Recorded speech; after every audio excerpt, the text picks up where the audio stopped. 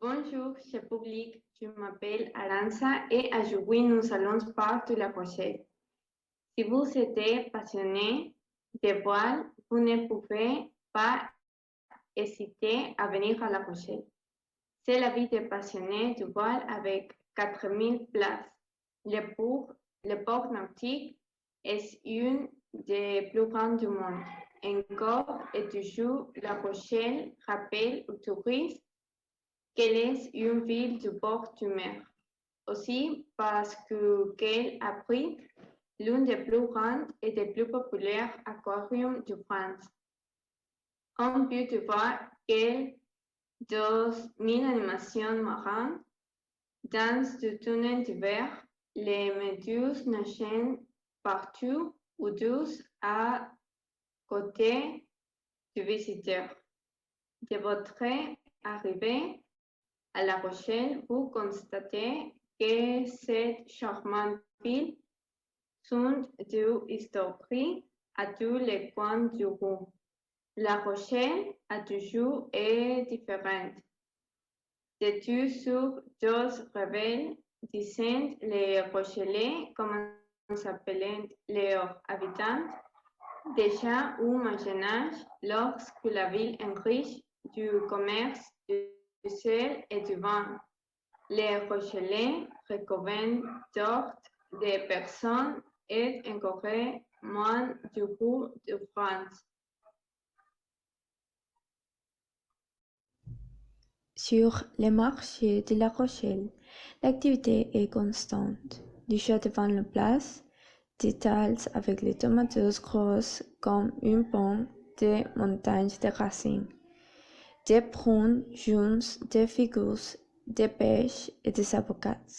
Melons du département voisin de la Vendée, girolles, haricots, pommes de terre et saucissons d'Avernu, une spécialité de charcuterie. Toute personne qui entre sur le marché est confrontée à choses encore plus vastes. C'est là que se trouvent les poissonneurs de La Rochelle.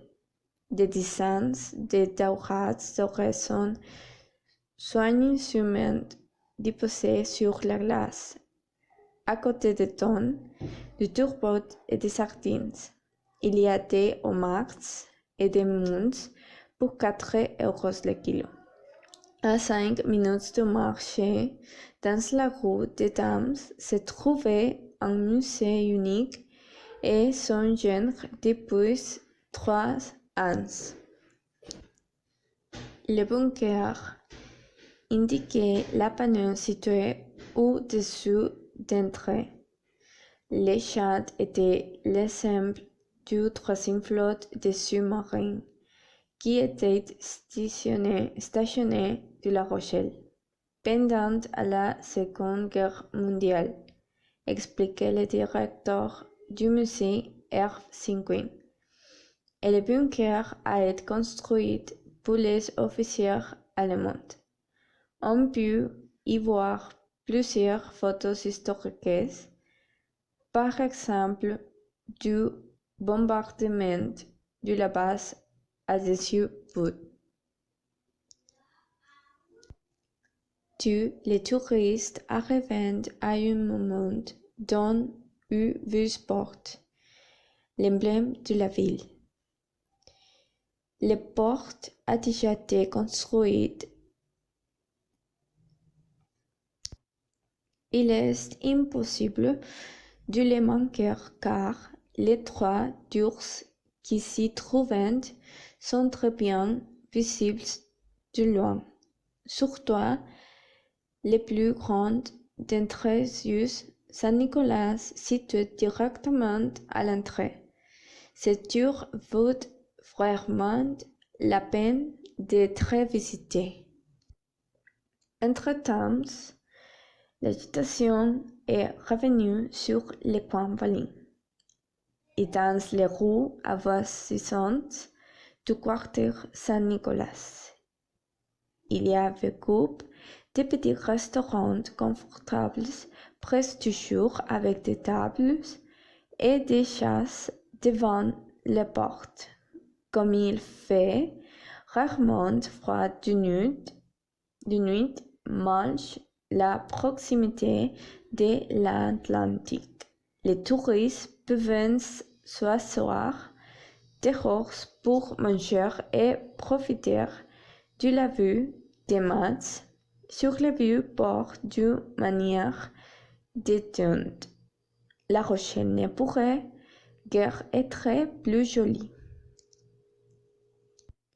Lors de votre promenade dans la ville, vous trouverez encore quelques maisons à Colombien construites en bois et en ardoise.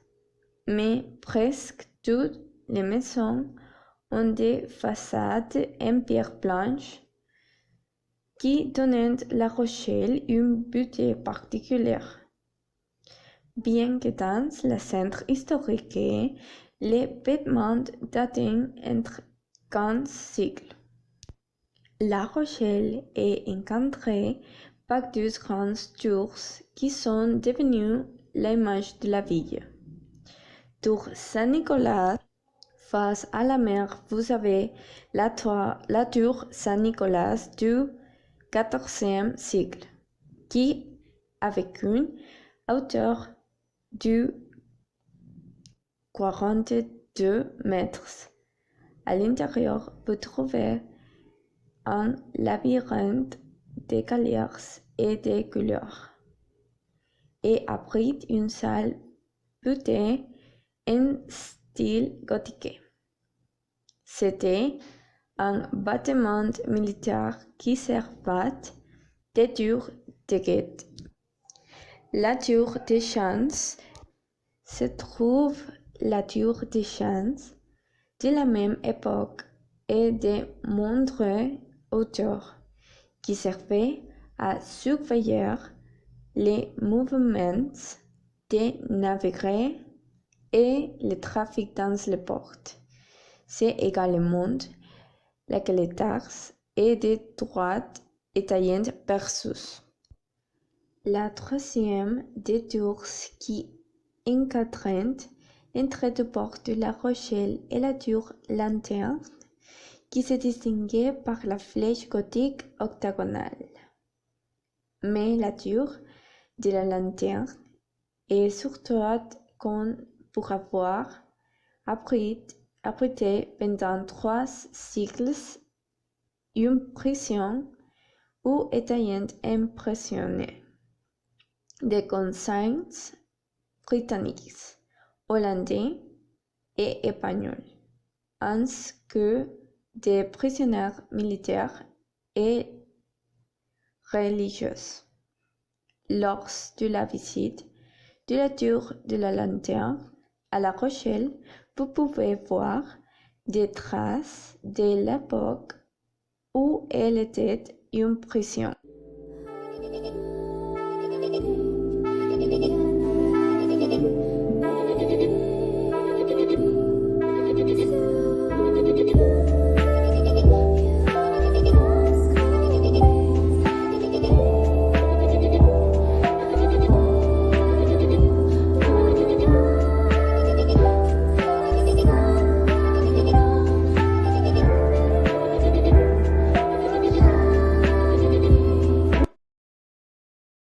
Angelina Jolie. Excuse-moi, madame. Êtes-vous la vedette de Monsieur et Madame Smith? Oui, je suis Angelina Jolie. Je n'arrive pas à y croire. Je suis si excitée. Pourrais-je avoir une autographe? Je m'appelle Aranza. Bonjour, enchantée de vous rencontrer, Aranza. Bien sûr. C'est un plaisir de vous rencontrer et surtout que vous soyez ici dans notre belle ville de La Rochelle. Avez-vous apprécié votre séjour ici? Oui, que je vous m'ai beaucoup plu, mais la vérité est que j'aimerais connaître plus d'endroits à La Rochelle. Et comme je ne sais pas ici, je ne sais pas où aller. Pourriez-vous m'aider? Bien sûr que je peux. Vous êtes à l'hôtel? Oui, je suis à l'hôtel Saint-Nicolas-La Rochelle. Parfait. Près de votre hôtel se trouve l'aquarium de La Rochelle. Il suffit de traverser la rue des marchés tout droit pendant 4 blocs. Si vous voulez aller manger dans un restaurant où la nourriture est meraviglieuse et délicieuse, vous devriez aller la Marante. C'est un excellent restaurant. Comment se rendre à la Amarante? En quittant votre hôtel, dirigez-vous vers la place de la Solette. Continuez à marcher dans la rue de la Ferté et tournez à la gauche dans la rue Montréal. Ce restaurant est situé à côté de la Galerie Lafayette, un grand magasin qu'il faut visiter. Connaissez-vous une église près de mon hôtel où pour aller? Bien sûr que si près de votre hôtel se trouve la cathédrale Saint-Louis. C'est une belle cathédrale consacrée en 1780. Le plafond de cette église a été peint par le célèbre artiste local William Adolphe.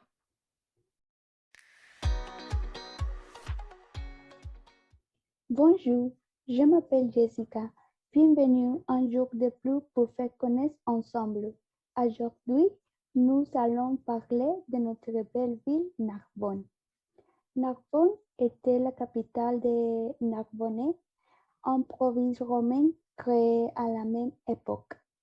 Elle fut jusqu'à la fin de l'Empire romain d'Occident l'une des plus importantes villes de Gaulle avec une superficie de plus de 2 km². Cette belle ville a été fondée à l'époque romaine. À ses débuts, ce n'était qu'un camp militaire romain, qui est devenu plus tard un lieu fixé et qui a été arrondi grâce à des légionnaires à la retraite qui ont construit des entreprises dans la terre environ. Narbonne est une ville ancienne, pleine de monuments et entourée d'une atmosphère accueillante et animée. Cette belle ville du sud de la France vous invite à planer dans ses rues pour découvrir sa parfaite harmonie entre histoire et modernité. Autrefois étape obligée pour les voyageurs et les commerçants, elle accueille aujourd'hui des millions de visiteurs qui sont captivés par la belle Narbonne. Il est situé dans un endroit privilégié sur le littoral de l'une des régions les plus touristiques de France. En plus du magnifique centre-ville, vous pourrez profiter de 600 km de plage, le plan idéal si vous voulez vous y rendre en été. Le centre-ville se distingue pour son animation dans les petits matins avec un marché de rue classique qui remplace les cours de la République. La place de l'hôtel de ville est le centre névralgique de la ville. On y trouve l'hôtel de ville et l'un des principaux vestiges romains de la ville, la Via Domitia qui relie la péninsule italienne et ibérique pour la route. L'autre grand vestige romain est l'Orium, un entrepôt situé à quelques pas de la place. À côté de l'hôtel de ville se trouve l'imposant complexe religieux formé par la cathédrale Saint-Jean et les bergers et les palais du archevêque du style gothique avec ses longues flèches qui s'imposaient quand on levait les yeux pour les contempleurs. La cathédrale gothique Saint-Just et Saint-Pasteur est située dans l'ensemble monumental du palais des archevêques de Narbonne. Il a été construit en 1272, bien qu'il n'ait jamais été terminé, est un bâtiment très imposant avec ses voûtes qui atteignent une hauteur de 41 mètres. Construit dans les style de grande cathédrale du nord de la France, un témoin de la grandeur de l'archevêque de Narbonne. Elle a été construite dans le style gothique et possédait quelques tours qui étaient autrefois défensifs pour la ville. Le canal de la Robine est conduit au canal du Midi. Elle a été déclarée patrimoine mondial et fait 32 km de long. Mais cette belle ville n'est pas seulement célébrée pour ses ancêtres historiques, mais aussi pour sa gastronomie, parmi laquelle on trouve des entrecôtes, du tourneado, des côtes, du marais du canard, du homard ou de la langouste, ou une grande variété d'omelettes. Tour Gilet Aiseling, le point de vue de Narbonne.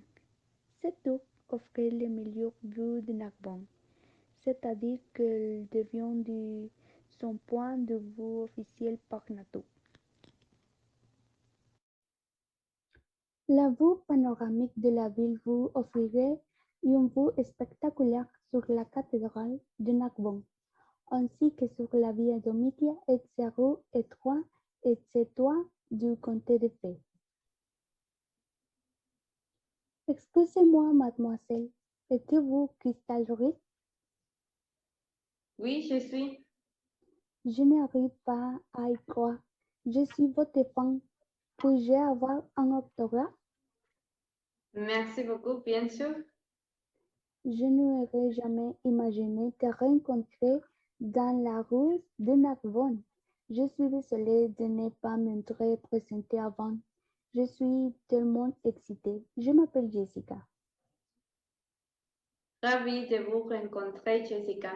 Je suis ici pour le travail, mais j'ai quelques jours de congé et je ne sais pas où je peux aller pour en savoir plus sur Narbonne. Je suis logée à l'hôtel La Maison Gustave. Pourriez-vous me recommander quelques endroits à visiter? Bien sûr, si vous voulez aller à la cathédrale, c'est l'un des lieux les plus visités de Narbonne.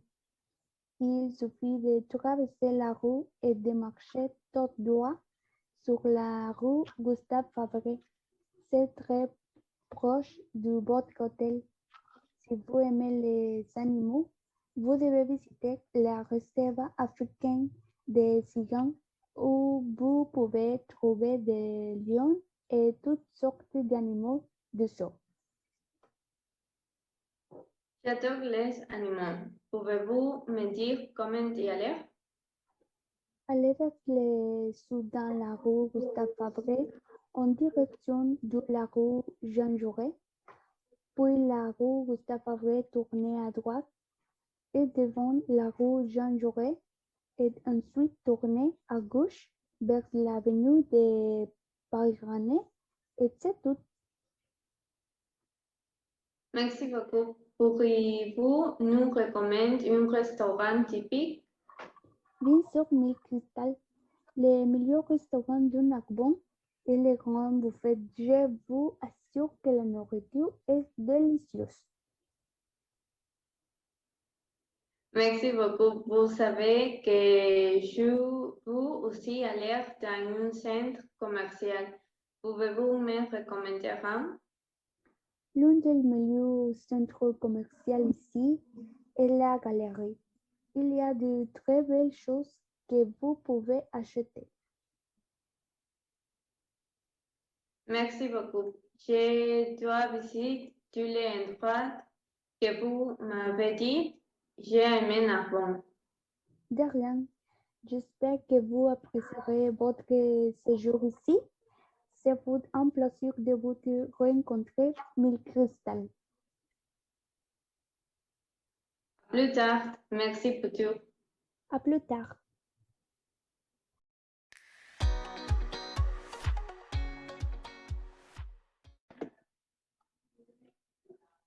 Bonjour, aujourd'hui, à notre public, dans l'épisode d'aujourd'hui, nous allons parler de la ville de Lyon. Lyon est l'une des villes plus importantes de France. La troisième ville après Paris et Marseille. Il est situé au sud-est dans la région Rhône-Alpes, à la confluence de Rhône et du la Saône. C'était l'ancienne capitale des Gaulois pendant l'Empire romain. Dès le Moyen Âge, Lyon devint une ville commerciale où les foires commerciales jouaient un rôle majeur, fut un centre financier important de la Renaissance à la fin du XIXe siècle. Sa prospérité économique est due à un monopole de la soie plus à l'émergence des industries, notamment textiles et chimiques. En ce sens, Lyon peut être définie historiquement comme une ville industrielle, avec des industries pétrochimiques, les longs du Rhône, avec les fermetures des industries textiles. Lyon s'est concentré sur les secteurs de haute technologie tels que la pharmacie et les biotechnologies. La ville a conservé un patrimoine architectural très important, reflétant différentes époques qui racontent la histoire de la ville. 2000 ans d'histoire ont laissé leur empreinte sur les paysages urbains et la vie de Lyon a été classée au patrimoine mondial de l'UNESCO. Lyon, exemple éminent d'établissement humain, est un témoignage exceptionnel de la continuité d'établissements urbains. Sur plus de 2 militaires a déclaré le comité du patrimoine mondial l'UNESCO. Elle correspond à un territoire de 500 hectares qui n'est jamais cessé d'être habité et plein d'animation et dans lequel l'histoire de la ville est développée sans interruption depuis fondation et l'autonome. Avec Bordeaux, c'est l'une des plus grandes zones classées au patrimoine mondial. Parmi les sites déclarés figurent la colline de Fourbure et ses sites anciens, la ville médiévale et Renaissance. Les presqu'îles classiques et haussmanniennes, la colline de la Croix-Rousse, patrimoine urbain du XIXe siècle, associé au Canut, et la rive gauche des Rhône, témoignage du développement industriel et technologique de la ville. L'histoire de Lyon continue l'époque sous le nom Lugnum, a commencé sous l'Empire romain au Ier siècle. Avant, pendant 3 siècles, elle a connu un grand essor politique, économique et militaire grâce à son statut de capitale des trois Gallois. Elle a ensuite connu une période de grand changement, jusqu'à cette église, la nomme siècle du primate de Cthulhu, au IXe siècle. Sa prospérité n'a cessé de croître jusqu'à celle atteignait son apogée pendant la Renaissance. À partir de la fin du XVe siècle, la création de grandes foires et le développement des banques attirant des commerçants de toute l'Europe, l'élite intellectuelle et artistique et leur s'installer commerçants de toute l'Europe. La expansion des poursuites leurs glaçoirs lyonnaises habillées et les plus belles femmes et décorées de richesses intérieures dans le monde entier. La ville est développée géographiquement et urbanistiquement avec des places et beaux bâtiments. La Révolution française marque une nouvelle période d'instabilité, mais l'Empire reprend son expansion. Lyon devient une ville industrielle et poursuit son développement urbain avec une prédilection pour le style haussmannien. Dans une période marquée par les révoltes des Canuts, la puissance de ville est à nouveau indéniable et accompagne les villes dans le XXe siècle. L'apparence de la ville. La Seconde Guerre mondiale a marqué une parenthèse dans la ville, qui est devenue la capitale de la résistance. Ce n'est que plus tard que le véritable défi de la modernité a commencé avec la fondation de la communauté européenne. Lyon a pris une dimension européenne avec le développement du transport, des infrastructures et des équipements culturels,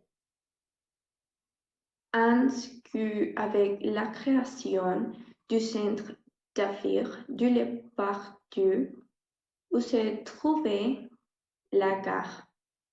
Dans les ans 1980, cette planification urbaine a reçu un nouvel élan afin d'améliorer les structures de la ville.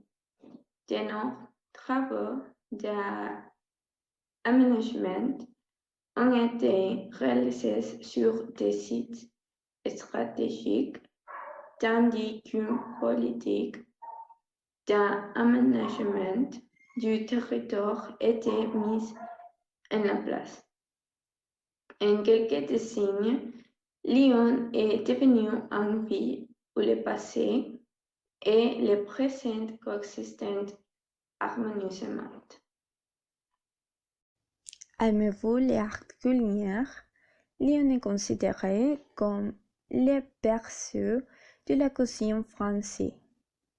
Cela est dû avant tout les richesses et à la qualité des produits de la région, qui ont fourni d'excellents ingrédients pour de délicieuses friandises. On dit que la gastronomie est un art à Lyon. La gastronomie Kournonsky a décrit Lyon comme la capitale moderne de la gastronomie. Parmi les spécialités que l'on trouve dans ces restaurants figurent tréblière de sapeurs, quenouilles, sauces de Lyon, salade de Lyon, cerveille de canute, bougne, gratin, salade de Lyon, tablière de sapeurs, race double, petite salle, guenilles, pudding, andouillette, paillasson ou soupe à l'oignon. Le tout accompagné d'un vin beaujolais ou des côtes de rhum.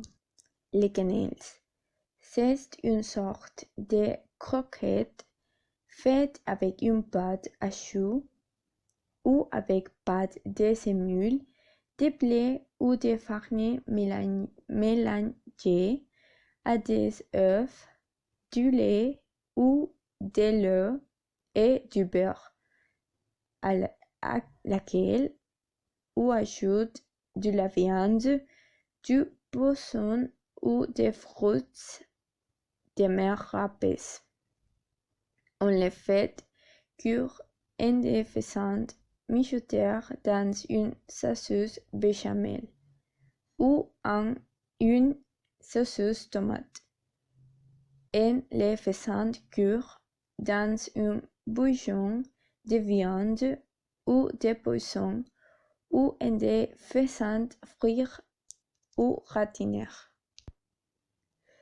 De nombreuses festivités en Lyon sont 1er mai, fête des travailleurs, 8 mai, jour de la victoire, commémoration de la victoire d'Alice sur l'Allemagne nazie, 14 juillet, fête nationale.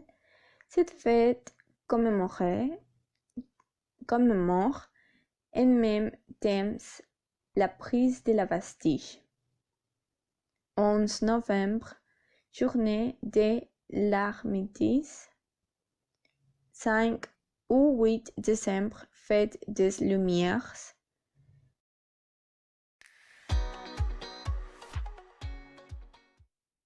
Salut à tous nos spectateurs. Dans le chapitre d'aujourd'hui, nous allons parler de la ville de Cannes. Cannes est avant tout la capitale mondiale du cinéma. C'est la ville des étoiles et des paillettes, du luxe et du glamour, des villas surplombant la mer, des îles et des yachts. La destination paradisiaque des riches et des nantis. C'est la agitation des congrès internationaux. Mais c'est aussi la ville de Saint-Ornel et de chaud, son climat méditerranéen avec de longues périodes d'ensoleillement en fait une ville attrayante pour les touristes.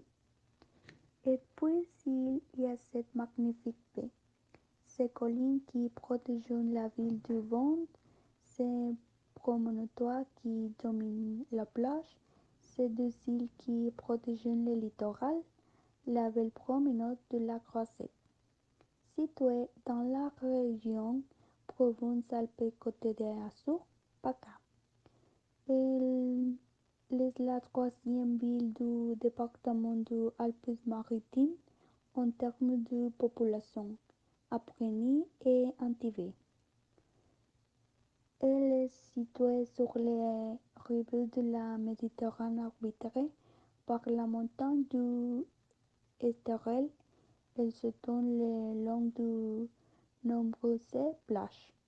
Ville également de renommée internationale quand séduit ses visiteurs estivaux, les cinéphiles et les stars.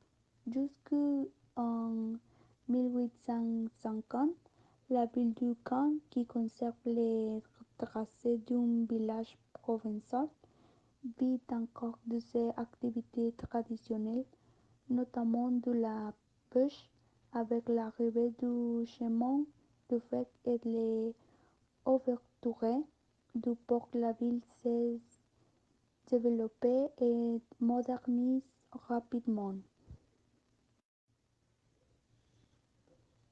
La gastronomie est l'un des éléments qui définissent Cannes et s'étend de spécialités méditerranéennes à celles du monde entier. C'est un plat typiquement méditerranéen composé de toutes sortes de légumes et qui accompagne les barbecues en sorte de ratatouille. En salade niçoise, salade de thon au poivron, olive et d'huile d'olive. Bouillon, pain rond farci de différents ingrédients à choisir par les clients. Dans son patrimoine culturel, nous pouvons trouver ces marchés et ces espaces fleuris dans la partie haute, les quartiers du Souquet, les rues étroites, la chapelle romaine Sainte-Anne et l'église Notre-Dame de l'Espérance. À quelques mètres, les amateurs d'art pouvaient se rendre au vieux château de la Castre, classé monument historique qui abrite le musée de la Castre. Ils y découvriront les œuvres de peintres provençaux et l'archéologie du bassin méditerranéen. Les visiteurs pouvant accéder à la tour médiévale d'où ils pouvaient profiter d'une vue imprégnable sur la baie du Caen. Ci-dessous les vieux ports et ses bateaux de pêche, devant l'hôtel de la ville, l'architecture imposante. Au port Cantour, les visiteurs peuvent admirer les plus beaux yachts et voileurs. Continuerez en soi sur la croisette, une longue allée de palmiers en bord de mer en direction du palais de festival. La promenade est une succession de boutiques et le palais de luxe d'hôtels prestigieux au nom Martínez, Majestic, Carlton, etc. Et par le monde à la croisette, la rue d'Antibes, regorgée de bijouterie et de boutiques de luxe. Cannes est une ville qui attire des voyageurs de tous horizons, de ceux qui veulent être près de stars de luxe à ceux qui préfèrent se promener dans rues pittoresques et découvrir un patrimoine riche et intéressant. Sous le nom du musée de Cannes, vous trouvez trois des plus importants musées de Cannes. Le musée de la Castre, le musée de la mer et de la Malmaison. Le premier, le musée de la Castre, est situé dans le château de Cannes, au sommet du quartier du Souquet et est consacré à l'ethnologie des mondes et des cultures exotiques. Ensuite, le musée de la mer sur l'île Sainte-Marguerite est consacré à l'archéologie sous-marine et à la culture méditerranéenne. Et troisième, la Malmaison pour des expositions temporaires d'art moderne et contemporain, notamment des peintures et des sculptures. Cannes est après Paris la ville la plus célèbre de France grâce au festival de films qui lui apporte de nombreux avantages, notamment dans le secteur touristique. Bonjour, je m'appelle Aranza et aujourd'hui, je veux vous parler de mon expérience lors de mon voyage à Bruxelles. J'ai voyagé au monde d'août et j'ai vraiment apprécié mon voyage. Car même si ce sont les mondes les plus chauds, ils ne sont pas étouffants. Je considérais les Bruxelles comme un endroit cosmopolite, une atmosphère charmante avec des paysages incroyables et des monuments si grands et si beaux que je suis tombée amoureuse, qui sont la Grand Place, les mannequins, Pise et l'automne parmi tant d'autres.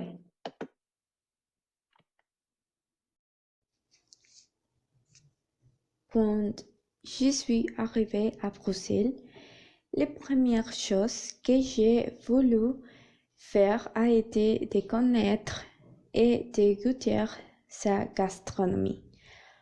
Un des plats les plus célébrés de Bruxelles que j'ai aimé était les moules avec des frites. J'ai aussi essayé un plat très populaire appelé Vital-Gaufres, qui sont des gaufres spongieuses à l'intérieur et croustillantes à l'extérieur.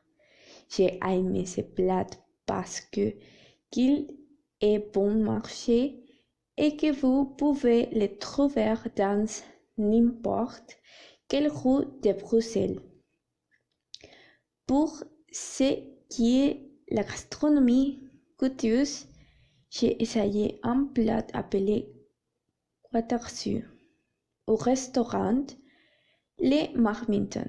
Après de la grande place, j'ai mangé dans un fast-food appelé Biamara, où ils servaient l'une des meilleures fish and chips que j'ai jamais goûté. Pendant mon séjour à Bruxelles, j'aimais aller au bar à la mort subite. J'adore la bière qu'ils y présentent.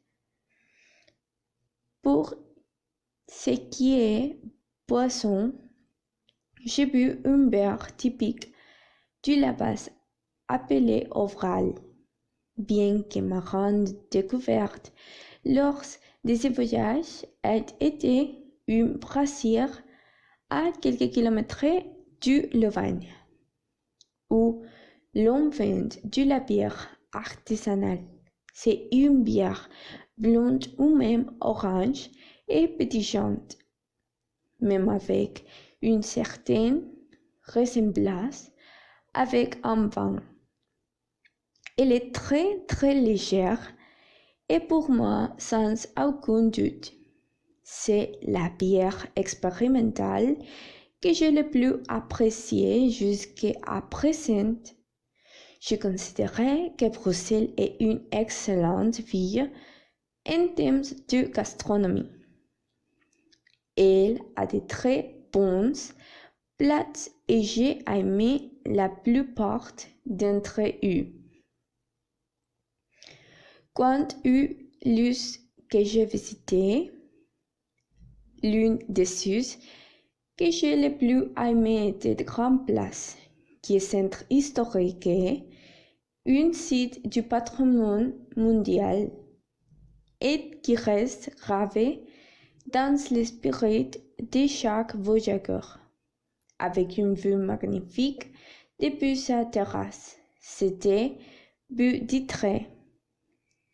Un autre endroit que j'ai visité était la galerie Saint-Hubert, qui est formée de 3 galeries avec de belles voûtées en verre, pleines de boutiques de luxe, de bijouterie et de chocolaterie. J'y goûté un délicieux café, mais le plus cher que j'ai essayé. J'ai également visité Mannequin Peace, dans lequel se trouve un statue d'un garçon très ordinaire qui est devenu une icône pour cette région. J'ai visité le palais de justice, Charles d'Histoire et des monuments néoclassiques, des baroques situés dans l'un plus beau quartier appelé Sablon. Je me suis promenée dans les beaux jardins bien entretenus du Sablon, appelé à la place du Petit Sablon. Les dimanches, vous pouvez trouver des petits marchés pour acheter des souvenirs. Je voulais aussi acheter des souvenirs pour ma famille et mes amis mexicains, car il est évident qu'on ne peut pas quitter un endroit sans acheter des souvenirs.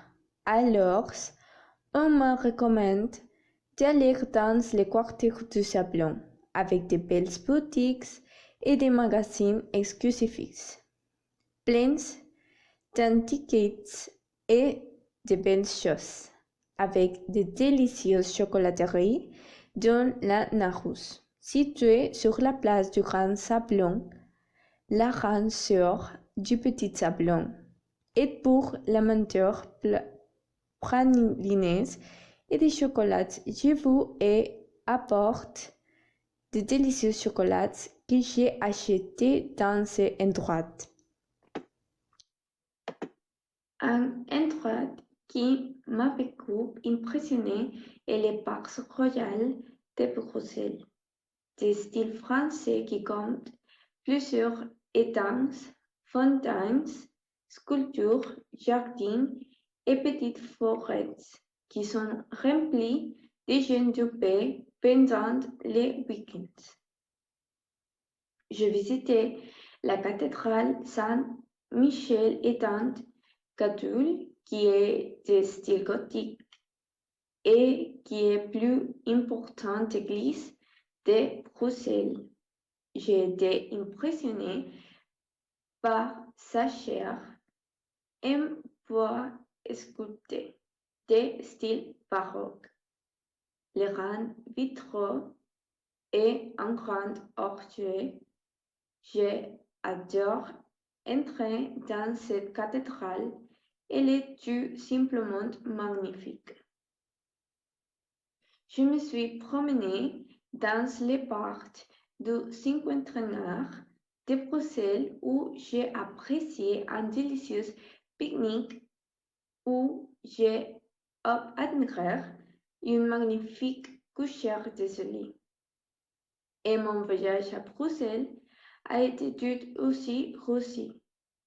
La vérité est que Bruxelles est une belle ville avec de nombreux endroits chers d'histoire et bien sûr dans les schools, on peut faire de nombreuses activités. J'ai vraiment apprécié ce voyage, sa délicieuse nourriture et toutes les promenades que j'ai faites dans ces endroits.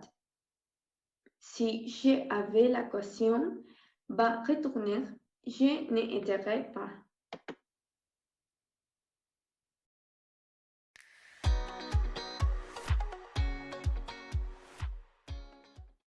Bonjour, je m'appelle Jessica et aujourd'hui je vais vous parler de mon expérience lors de mon voyage au Québec. Je voyage au mois de janvier et j'ai beaucoup apprécié mon voyage. Mais à cette époque au Québec, il fait très froid. Je considère que le Québec est un bel endroit plein d'histoires avec des paysages incroyables et une rivière qui m'a laissé amoureux. Quand je suis arrivée au Québec, la première chose que je voulais faire était de connaître et de goûter sa gastronomie. Un des plats les plus célèbres du Québec que j'ai aimé était la tortilla qui est un pâté de viande. J'ai aussi essayé un plat très populaire appelé la poutine, qui sont des fruits avec du fromage et de la sauce. Bien sûr, j'ai beaucoup aimé ces plats. J'ai mangé une sorte de beignet appelé varel, mais je n'ai pas vraiment aimé. J'ai mangé du tir sur la neige. C'est un bonbon de bleu qui rit pour être mangé immédiatement. Mon Dieu, ce bonbon est quelque chose de délicieux. J'ai adoré. Pendant mon séjour au Québec, j'ai mangé beaucoup d'autres plats comme les pâtés chinois, la viande fumée et de la soupe au pois. En ce qui concerne les boissons, j'ai bu des vins rouges canadiens, du café Tim Hortons, les absinthe de Montréal, qui est une boisson à base de absinthe, et bien sûr la bière canadienne. Je considère que le Canada est une excellente ville en termes de gastronomie. Il y a de très bons plats et j'aime la popularité d'endroits hauts. Quand au endroit que j'ai visité, l'un de ceux que je l'ai pu aimer était du Vieux-Québec. C'est un endroit spécialement fait pour les touristes. Dans cet endroit se trouve toute l'histoire du Québec. Ils sont pleins d'architecture et d'églises importantes et bien sûr aussi de musique et d'art. Un autre endroit que j'ai visité était la Place Royale. C'est un endroit touristique. C'est une petite mais belle place dans les vieux quartiers du Québec. On y trouve un café et une pizzerie, tous deux très recommandés pour profiter de ces bel espaces. C'est ici que Samuel de Champlain a fondé la ville et aujourd'hui la place royale fait remonter le thème aux visiteurs grâce à la plus ancienne église de pierre en Amérique du Nord et à une immense muraille représentant 40 ans d'histoire du Québec. J'ai aussi visité le parc de la chute Montmorency. Il y a une vue magnifique parce qu'il y a une cascade et vous pouvez sentir la brise de l'eau qui tombe sur vous. C'est l'un des endroits que j'ai le plus apprécié. Il y a une vue incroyable. Vous ne pouvez pas aller au Québec et ne pas aller dans ce parc. Je me suis promenée le long à l'escalier Cassico, l'un des plus anciens du pays, avec une vue magnifique sur la rue du Petit Champlain. Je voulais aussi acheter des souvenirs pour ma famille et mes amis mexicains parce que, évidemment, on ne peut pas quitter d'endroit sans acheter des souvenirs. Alors, on m'a recommandé de me promener dans la quartier du Petit Champlain. Il y a des bureaux et des boutiques très chics. Je ne pouvais pas m'empêcher d'acheter des vêtements et des cadeaux. J'ai visité le musée national des beaux-arts, le musée des beaux-arts de la ville qui possède une collection d'œuvres d'art des 4 derniers siècles. Le musée montre un intérêt particulier pour les artistes québécois et leur travail, y compris l'art du temps des colonies français qui ont habité la région. Un endroit qui m'a vraiment impressionné est le château Frontenac, un énorme bâtiment qui couronnait la partie la plus élevée de la ville et qui, bien qu'il ressemble à un château, est un hôtel. Au fond, on dit que c'est l'hôtel le plus photographié au monde. Le plus ancien du Canada, j'ai pris le ferry pour Lévis, la ville de l'autre côté du fleuve. La vue était incroyable. J'ai vraiment apprécié cette balade. Je me suis promenée dans la vieux port. J'ai pris un café au célèbre Café du Monde qui surplombe le fleuve Saint-Laurent. J'ai visité le marché de Vieux-Port. J'ai aussi pris un bateau et j'ai fait une promenade sur le fleuve Saint-Laurent pour admirer un magnifique coucher de soleil. La vérité est que Québec est une belle ville avec de nombreux endroits chargés d'histoire et bien sûr dans laquelle vous pouvez faire de nombreuses activités. J'ai vraiment apprécié ce voyage, sa délicieuse nourriture et toutes les promenades que j'ai faites dans ces endroits. Si j'avais l'occasion de retourner, je n'hésiterais pas.